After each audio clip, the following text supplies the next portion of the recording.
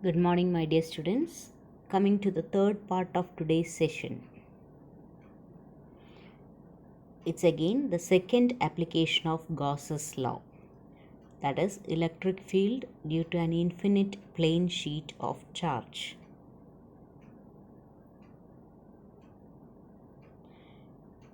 Consider an infinitely thin plane sheet of charge having a charge density sigma. Here, a Gaussian surface is chosen like a Gaussian pillbox. So, in this Gaussian surface, you have got four rectangular sides and two sides which are marked as 1 and 2 at either ends. This sheet of charge produces an electric field which is normal to the sheet. The direction of electric field is shown in the figure. So in regions 1 and 2, electric field and the direction of area will be parallel to each other. But on the other surfaces, the other four surfaces, electric field and direction of area will be perpendicular to each other, so that those four surfaces won't contribute anything towards the electric field. We can also choose a cylindrical Gaussian surface in this case.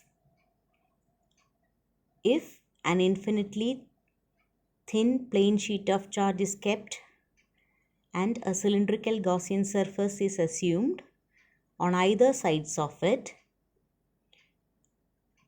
the two circular surfaces will contribute to the electric field since E and ds are parallel to each other, but the curved surface will not contribute anything towards the flux as E and ds are perpendicular to each other.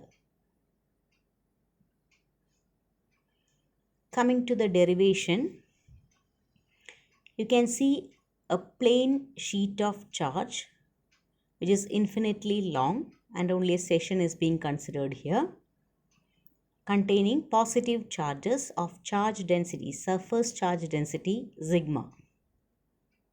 The cylindrical Gaussian surface is chosen so that half of the Gaussian surface is towards the left and half of it is towards the right side of the sheet.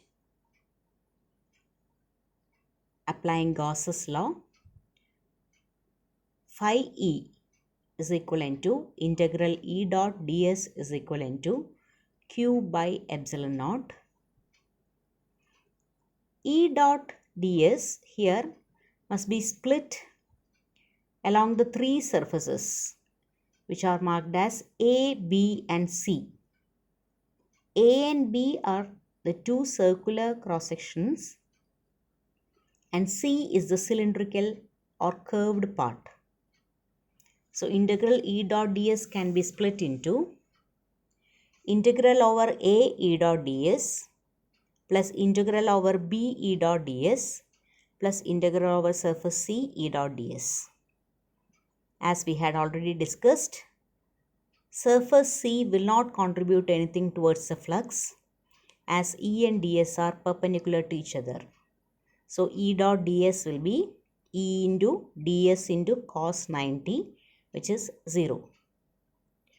Surfaces A and B are at equal distances from the infinite thin plane sheet of charge, and on these two surfaces A and B, E and ds are parallel to each other, so that angle between them is 0.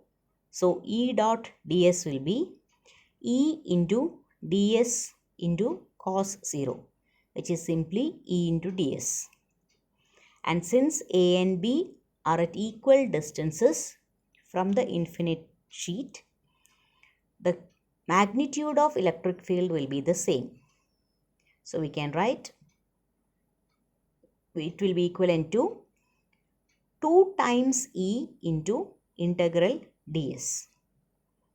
ds is only a small area chosen on the surface A or B.